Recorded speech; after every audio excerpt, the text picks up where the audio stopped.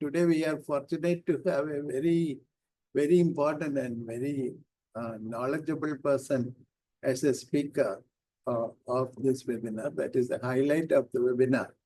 I need not introduce Dr. Manjunath Chennai. He is well known to dermatologists and budding dermatologists all over India. He was the immediate past president of IADVL, and he is presently working as the professor of dermatology in Yenagoya Medical College, or rather deemed to be university. And he has a versatile knowledge of various subjects, especially the newer branches of dermatology. And why this topic? This is one topic which is not so commonly discussed among the postgraduate training in dermatology. And for the last 2 decades, it showed a tremendous increase in the knowledge in the field of autoinflammatory diseases. When we had a few cases of autoinflammatory syndromes in our department, the students had some difficulty, and they were asking whether this is autoimmune disease or autoinflammatory disease. So we had a lot of difficulty in making them understand what is autoinflammatory and what is autoimmune disease. So this is the background in which I choose the subject of autoinflammatory syndromes, and I have no other person in mind when I had this idea of Dr. Manjunath Chennai. So over to Dr. Manjunath Chennai, please.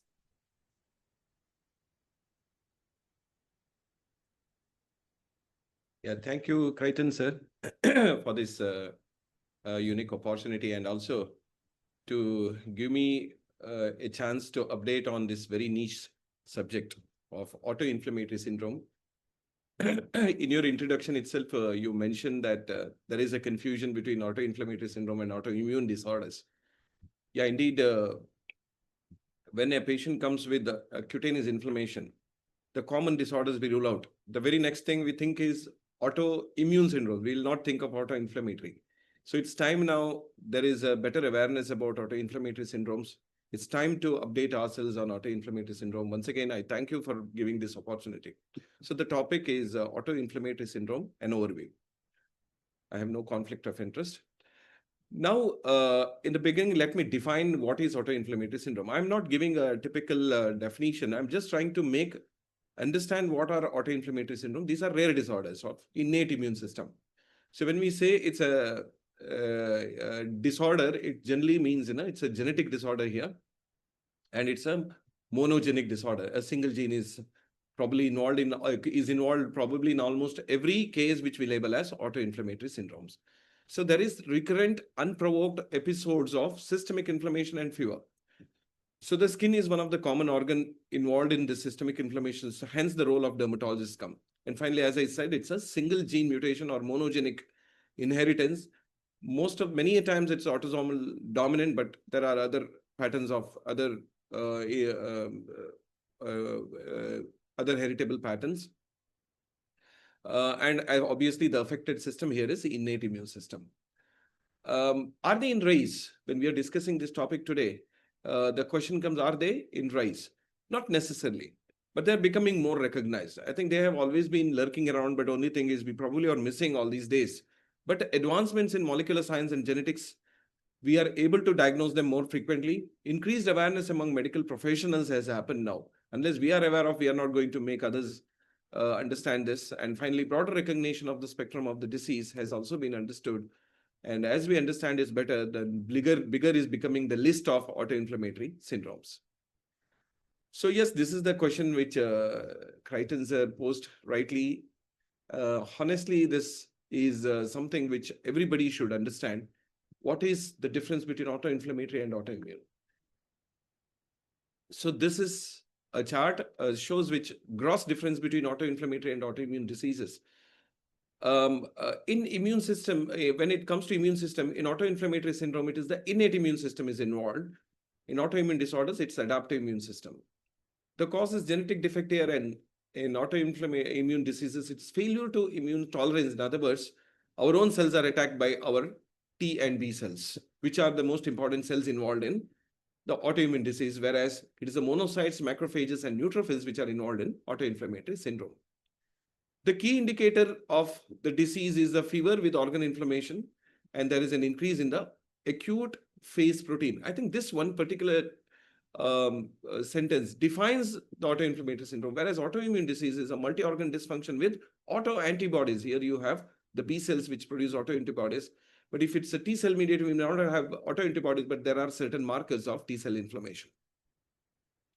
The triggers in autoinflammatory syndromes are basically the environmental stimuli, like most important being cold, but also the trauma, exercise, stress, travel. Whereas infections or pregnancy are the known triggers, but even the environmental triggers can be seen in autoimmune disorder.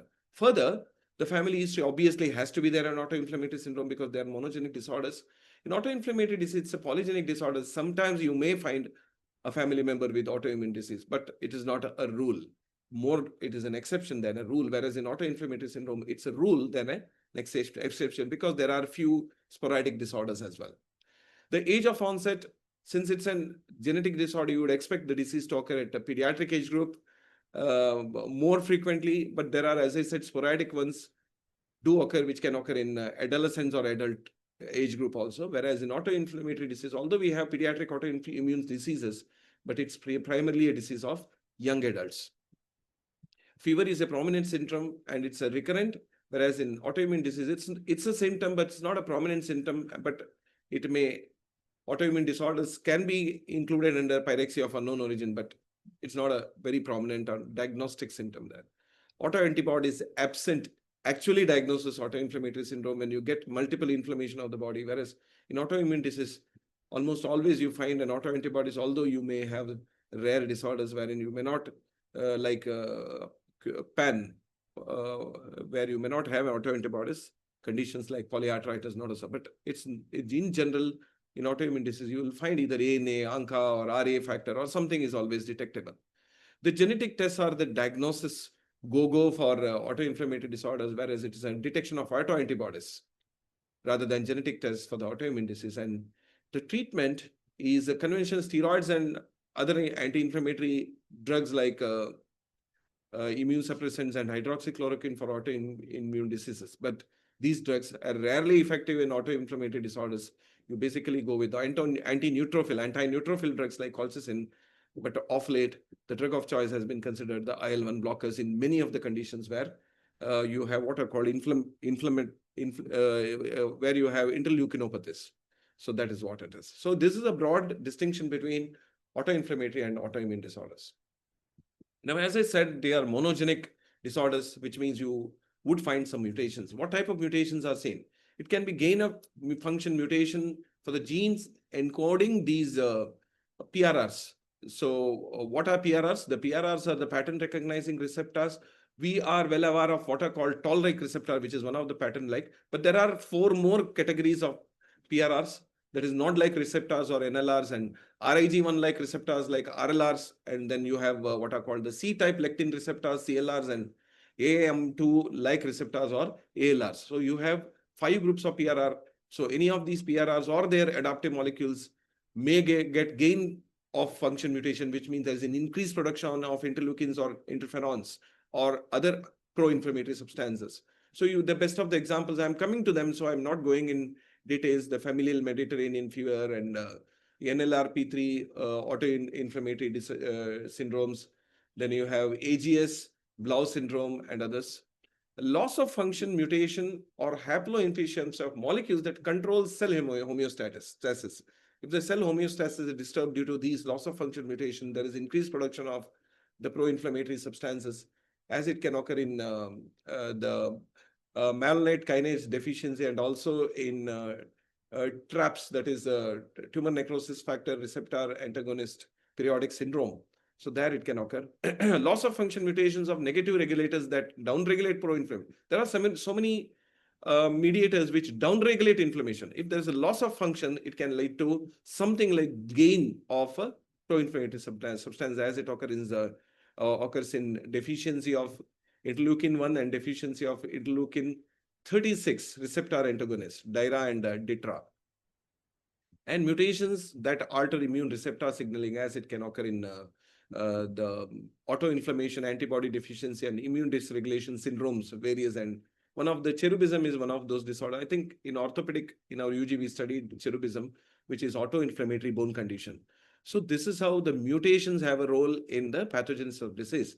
Further in the pathogenesis, we can categorize the disorders based on the pathogenesis as inflammatoropathies. Now, inflammatoropathies are, you may simply call it as interleukinopathies. So there is aggregation of inflammasome subunits, particularly interleukins. The most prominent among them, as it occurs in CAPS, is cryopyrin-associated periodic syndrome like interleukin 1, where there is the typical features are fevers, neutrophilic rashes, arthritis, and serositis. Then you have interferonopathies. When I say interferonopathies, there is a interferon, type 1 interferons are affected, especially interferon alpha and beta. They are increased or their antagonism is lost. And that's why you may find features like paniculitis, lipodystrophy, leukocytoclastic vasculitis, and so on. And finally, then there are other pathogenetic mechanisms based on which one can also categorize into NF-kappa biopathies, cytoskelopathies, enzyme deficiencies, and intersection with the metabolism. So you have quite a few such conditions which can be categorized into various sub-classifications based on the pathogenesis. Now I'm quickly going through, I'm not scaring you all because this is a big list, but it's just to make you understand. You have inflammopathies where you have familial Mediterranean fever, you have Papa V, is one of the very commonly asked the quiz question in dermatology, the pyogenic arthritis, pyoderma gangrenosum, and acne. CAPS, that is cryopyrin-associated periodic syndrome, Majid syndrome, and others, NLRP12-related autoinflammatory and others. Then you have interferonopathies, as I said, interferon alpha and beta are primarily overexpressed here and excreted as in AGS and others. Then you have NF-kappa B biopathies, as it occurs in one of the syndromes which you should remember is Belau Syndrome, where there is a granulomatous cutaneous lesions occur, and then there are others, CARD14 mediated pustular psoriasis, and so on. Then you have cytoskelopathies, and then you have enzymatic deficiency and others where TRAPS and VEXAS. VEXAS is also a very interesting disorder wherein you can get autoinflammatory syndrome along with the bone marrow vacuoles and even ubiquitin conjugating enzyme gene mutation. It's a X-linked, as I said, some of them can be X-linked, and finally one can have, and it's not a heritable, it's actually a somatic mutation related, VEXAS. So more and more we are learning about VEXAS and so on. So this is about the gross classification, but I'm not going into this classification at all. So you don't have to be scared of making everything to be read out and telling clinical features. No, I'm not going to do that. And what I'm going to do it is what I am supposed to be. So I'm a dermatologist. What is my role in this? Because you can understand by such a diverse manifestations these disorders can have. It can be any organ inflammation, right? So which means it primarily should go to a rheumatologist because they are the people who basically deal with the inflammation, whether it's a autoimmune disorder or other than that. So they deal with rheumatologists should probably be the people who should be primarily dealing. But I have my role. What is my role? My role is because cutaneous involvement is very common. In fact, in almost every disorder, not almost every disorder will have cutaneous involvement, except in cherubism or where it's basically a bone involvement, nothing else is involved. But by and large, it's a cutaneous involvement is so common. It's not just common, it is probably the initial manifestation and predominant symptom. I think this, when we talk about this initial and predominant symptom, it is becoming a deja vu for me. Sometime back when I was speaking about AIDS dermatoses, I tell it's the same thing, initial. When I talk connective tissue, it is initial. Obviously, it is initial. Dermatology is a visible specialty. You have an externist, you are an externist. So which means the features which are seen externally, patient can also see it. What happens inside, patients can't see it, he just suffers it. So when he sees something, obviously he'll come to a physician or a dermatologist or a pediatrician. Obviously, the diagnosis starts at that point, and that is true with the autoinflammatory syndromes as well. And these are key diagnostic clues, not only that it indicates disease activity. The fever and the cutaneous symptoms generally indicate the disease activity of, because these are often, periodic and they occur in bouts. So hence, the role of dermatologist is not just in the diagnosis, but also assessing the severity. And finally, it's a challenging management situation because cutaneous lesions don't disappear unless you hit it with a proper medication. If you're not actually dealing with the inflammation, the cutaneous inflammation is not going to go down. Obviously, the patient is going to come back to you and going to tell you, look, doctor, my disease is not gone. How am I going to deal with this? How are you going to deal with this? So as I said, we have several cutaneous manifestations, and I'm going to list them. And my approach to the diagnosis of autoinflammatory disease is this way. I'm going to go by the cutaneous manifestation very briefly. I think I'm going to finish the topic in another 15 minutes or so. Because basically, I am looking at, if I get this cutaneous symptom, how am I going to think about it of an autoimmune disorder? So the most common being the urticarial rash, well known that Urticaria, one of the, Urticaria differential diagnosis, autoinflammatory syndrome. Exanthem or dermatitis-like manifestations, neutrophilic dermatosis, especially pustules, folliculitis, pyoderma gangrenosum, granulomatous dermatitis can also occur, panniculitis and lipodystrophy type of presentation can occur, and bipolar aphthosis. Then I was creating this image on A image for depicting all these symptoms, and I saw this something just to be on, the oral aphthosis were occurring around knee. Yeah, so this is the problems when you do a A-generated image. So I gave a different prompt. I thought I'll give a different prompt, but it didn't work. Mouth ulcer I wrote instead of oral aphthosis. But this is what happened. So be careful when you're using a thing. I didn't want to put it, but I think I should put it so that we all should know we are using AI a lot in generating images, especially. So this is one of the pitfalls of, well, now I'm coming to the urticaria-like presentation of autoinflammatory disorders. And that's how I approach it. Autoinflammatory disorder. A patient comes with urticaria-like rash, which is non-puritic, recurrent, and it's not migratory. That is also very important for me. Non-migratory urticaria rash, along with fever, along with other joint symptoms and abdominal pain, eye symptom. Yes, I am thinking of probably an autoinflammatory disorder, which is basically the CAPS. What is CAPS? CAPS stands for cryopyrin-associated periodic syndrome. What means? It means the cryopyrin are the inflammatory proteins which are secreted in response to cold. So environmental triggers are very important in autoinflammatory disorders. And one of the most important environmental trigger is the cold. Now, if somebody during winter, during Christmas, he gets fever and rash, and then he gets, other inflammation like serositis and so on. Yeah, here you have a case which can be cryopyrin-associated periodic syndrome. So there are three important syndromes under this: the familial cold autoinflammatory syndrome, or FCAS, Muckle-Wells syndrome, neonatal onset multisystem inflammatory disease, or NOMIT. It's also known as the CINCA. This CINCA stands for chronic infantile neurological cutaneous and articular syndrome. And then you have these three disorders have common features, but the severity and the time of presentation may vary. So the most common symptoms in all these three are urticaria, fever, arthritis. It can cause ocular inflammation, it can cause auditory inflammation, and it can cause eye and hearing defect. Neurological symptoms can be there, especially in NOMID.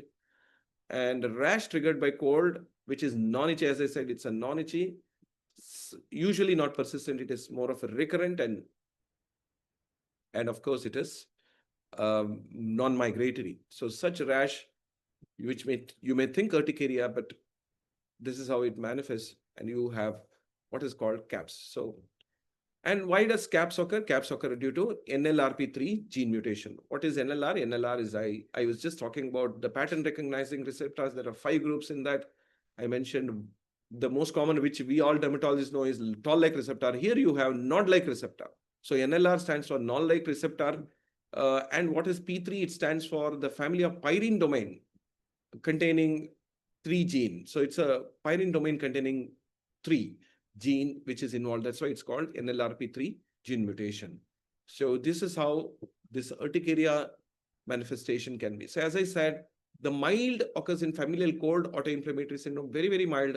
Usually the episode lasts for 1 day only. So there is fever, conjunctivitis, joint pain, rash, urticaria like rash, chills, nausea, headache, and so on. And it lasts for a day and it disappears. It's typical of familial cold autoinflammatory syndrome. But if it persists for 2 to 3 days and repeatedly, which occurs since childhood, it's very, very early childhood, infantile time it can start with. So it's a moderate condition when we call it as Muckle-Wells disease, MWS. So let us understand this. Basically, it's the same thing. Severity varies. The gene is the same thing, gene encoding. But as I said, the gene is not the same. It is the target is the same. There can be different mutations in the gene. Gene is the same, sorry. The mutations can vary. So based on that, you have the presentation can vary. So little severe manifestation Muckle-Wells. Whereas the NOMID is a severe form. It's also called, as I said, it's called as CINCA, which stands for chronic infantile neurological cutaneous articular. So we should understand here neurological symptoms occur, which generally doesn't occur in the FCAS and MWS. Here you get the neurological symptoms, especially chronic meningitis-like symptoms. Here children are definitely affected. Their growth retardation can be there. They have failure to thrive and so on because this is really severe. So NOMID. So this is how you can remember this. Urticaria-like manifestations can occur in CAPS, which stands for these 3 conditions. But there's another condition which is not grouped under CAPS because cryopyrin is not involved here. So this is how the rashes of CAPS occur. The chronic recurrent, generally non-puritic, non-migratory rash, which is typically seen all over generalized distribution. And it can last for a day or few days. So this is how it manifests. Then we have, as I said, there's another condition which is not related to NLRP3, which is basically which is a kind of acquired disorder which occurs in adolescents or adults, but features are that of CAPS only. So this is called as Schnitzler syndrome. Schnitzler syndrome is a rare late onset acquired autoinflammatory syndrome. Fever, urticarial rash, muscle bone involved, joint involvement, lymphadenopathy can occur. Here you have one of the important feature. You don't have a gene to be detected because it's not defined yet. It is based on the monoclonal IgM gammopathy. This is very typical. There can even be IgG gammopathy, but most frequent is monoclonal IgM gammopathy. So which can occur in Schnitzler syndrome. So it's a dramatic and immediate effect of IL-1 inhibition, which is also true with the CAPS, IL-1 inhibition with the anakinra or canakinumab or other drugs. So that is what is sometimes diagnostic for this Schnitzler syndrome. So I just discussed about urticaria-like manifestation. Now I'm going to talk about the next common manifestation, that is neutrophilic or pustular dermatosis, which can occur in the deficiency of IL-1RA, Papa syndrome, that is pyogenic arthritis, pyoderma gangrenosum acne, DITRA, there is a deficiency of IL-36, and then Majid syndrome, which stands for chronic recurrent multifocal osteomyelitis with neutrophilic dermatosis. So these are the syndromes. One can remember this, that here you can get neutrophilic and pustular dermatosis. Again, it is the interleukins which is elevated here. In DIRA, it is interleukin 1, whereas in DITRA, it is interleukin 36. So we'll quickly go through the images of how these disorders present. So this is the DIRA deficiency of interleukin 1. You can see the small pustules. Generalized pustulosis can also occur in this condition. Then there is a bone involvement in the form of epiphyseal ballooning. And you can see that multiple distal proximal long bones which are swollen here. So this is DIRA. And this is PAPA, that is pyogenic arthritis, pyoderma gangrenosum and acne. So this is where you can again target ILR1. This is how it manifests, the pustules and acne-like lesions, pyoderma gangrenosum and pyogenic arthritis. So this is all. Now this one, I'll leave it to you as if you can attempt this. something like a quiz here. You have generalized pustular lesions, generalized crusting, scaling occurring at very early age. Anybody can tell me what it could be? So because most of the times we don't diagnose them these kind of conditions. We think of one particular condition here. Yeah, here it is. It probably is a pustular psoriasis. Here you can see it's a pustular psoriasis, but occurring at very young age is something which is unusual. The drug which you can give here is this one, the spesolimab, which is recently introduced in the management of pustular psoriasis. It can be tried in this condition also. The drug costs just 6 lakhs per dose. Yeah, this is the DITRA, that is the interleukin 36 deficiency of interleukin 36 receptor antagonist, or DITRA, which can manifest as generalized pustular psoriasis. The drug used here is spesolimab. You can also use TNF alpha inhibitors, and colchicine also can be tried here, but the best drug would be the spesolimab. Then you have erysipelas-like erythema. One of the most important conditions that manifests with erysipelas-like erythema is familial Mediterranean fever. This needs a special mention because probably if you take all the autoinflammatory syndrome in the world, in the globe, the commonest is the FMF, that is familial Mediterranean fever. Then you have paniculatus-like presentation, which can occur in Candle syndrome, granulomatous dermatitis, which occurs in Belau Syndrome, and one can get vasculitis or lividoreticularis. When I say vasculitis and lividoreticularis, there's some kind of overlap with the autoimmune disorders as well, isn't it? So which can occur in DADA, that is deficiency of adenosine deaminase 2.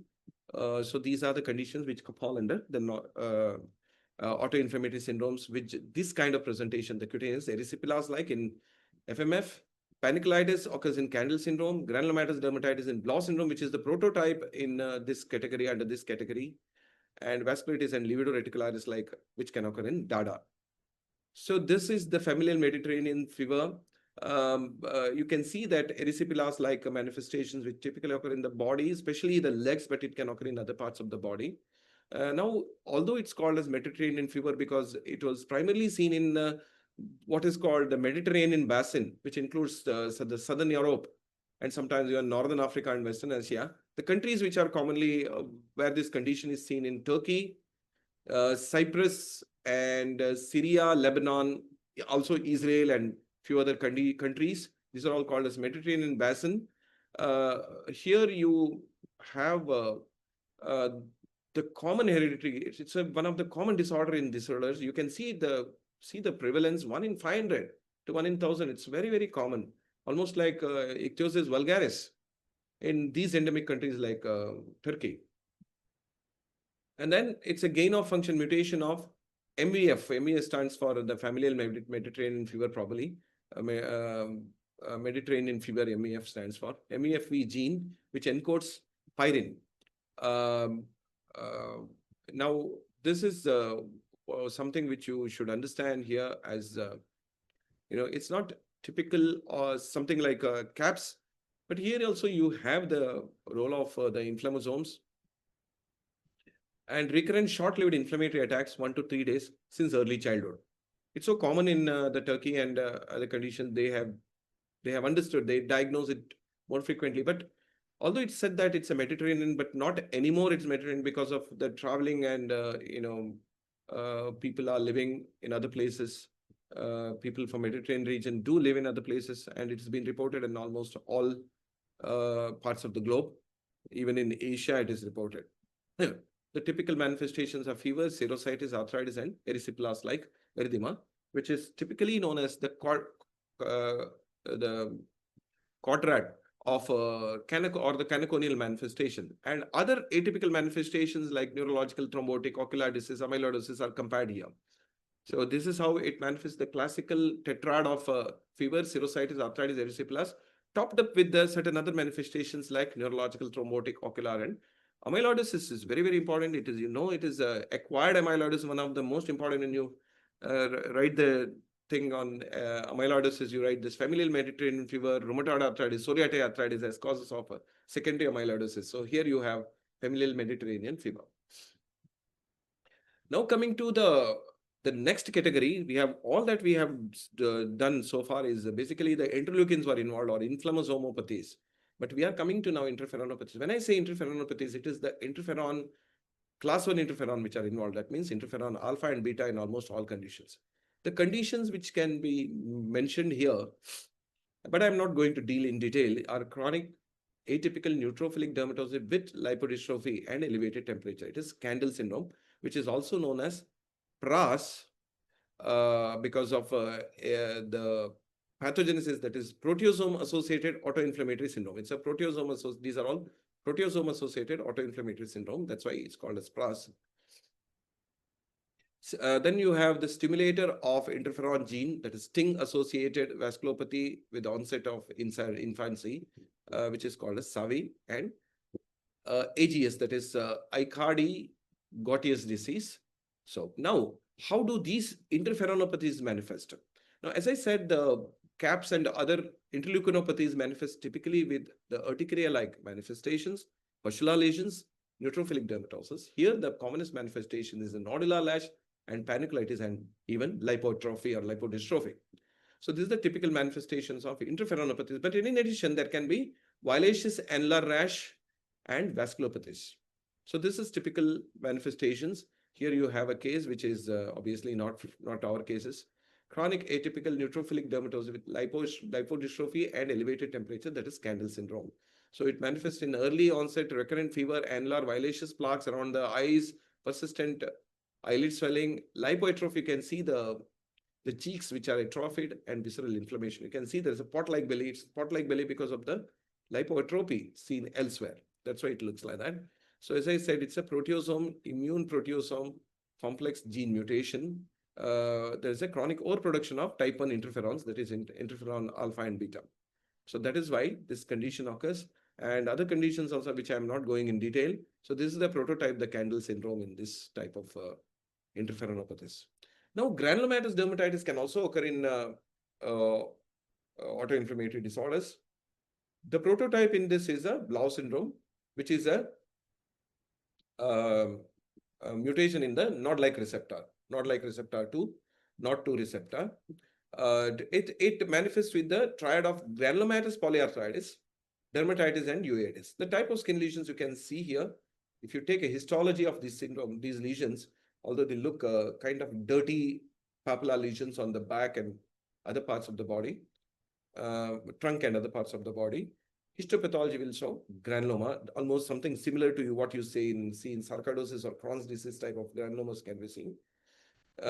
Here you have the serositis. You can see here that the boggy swelling in the wrist area and the metacarpophalangeal joint, typical of the granulomatous polyarthritis.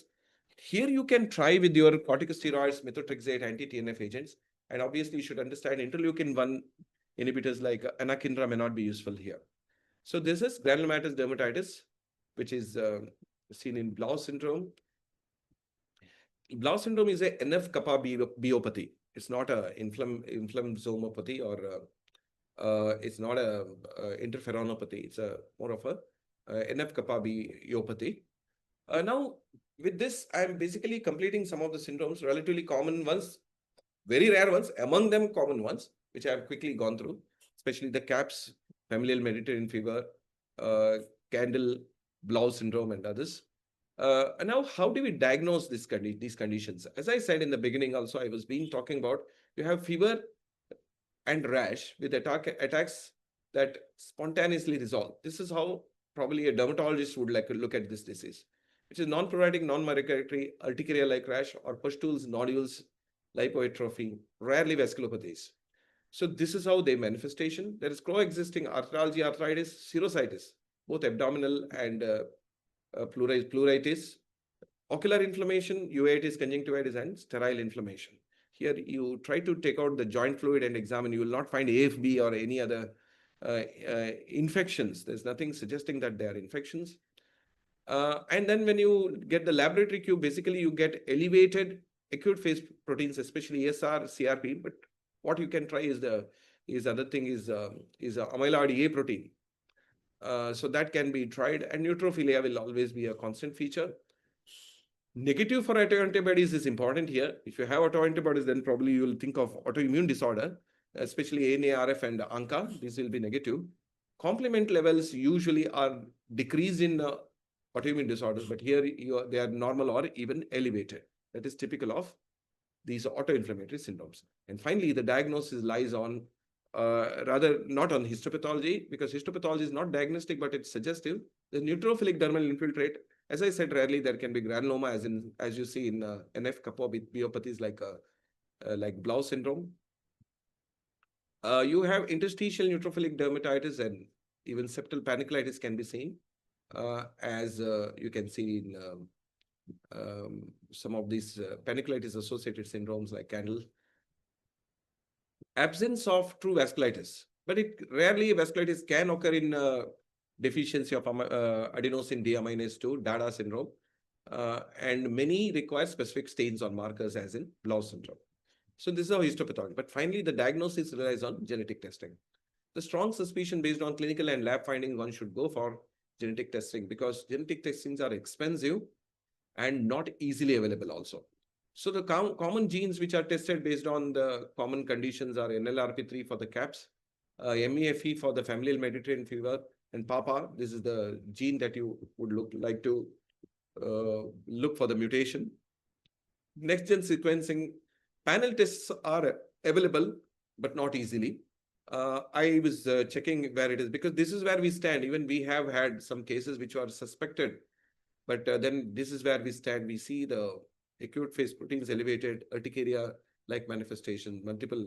So this is where we stand. Fortunately, now it's available, although it's very expensive. This is where no conflict of interest. This is one of those labs which provide these tests. For example, typically the NLRP 12 gene gold autoinflammatory syndrome panel is there. So the cost is 20,000 rupees.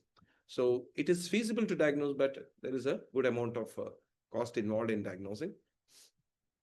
The typical algorithm, once you suspect autoinflammatory syndrome, why do you suspect? This fever and rash, and you don't see high CRP is seen, but you don't see any ANA, ANCA, or RA positivity.